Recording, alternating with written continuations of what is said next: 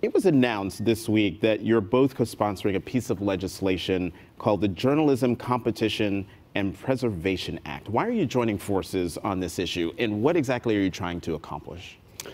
Well, this legislation, and I'm very proud to be doing it with my friend and colleague Doug Collins, will create a safe harbor, really an opportunity for local journalists, online publishers to band together for purposes of negotiating with the two large technology platforms. It grows out of a recognition that we need to do something to give local media, local news publishers, the ability to survive. You know, that we've seen a significant decline over the last decade of about 45% of the jobs in the newspaper industry.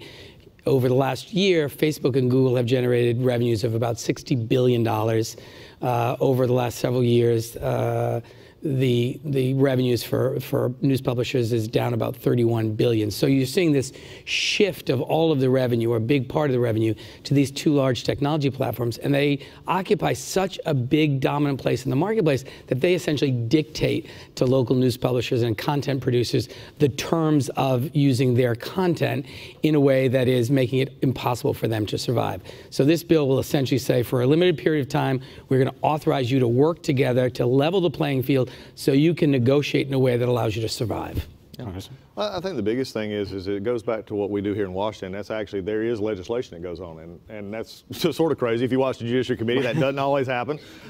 I'm not typically this quiet and serene, as you could well take, but when we find this areas of opportunity for legislation, I did this in the last Congress with criminal justice reform, with Music Modernization Act. What this actually does, though, is gives a fairness issue. You know, from my perspective, I'm not worried about, you know, big being bad. That's not a process for me. Facebook, Google, these are great disruptive platforms that have been there and changed really the way a lot of us get our content and our news. But the question is, how in that disruption did we take what was existing, and has it made it unfair, or is it at least less competitive for those that don't have that access but could, if we gave them an antitrust exemption, if we gave them that ability? Because for me, I serve Northeast Georgia, which is right on the edge of Atlanta, so we have a little bit of suburban, but we go into the mountains, which is very rural.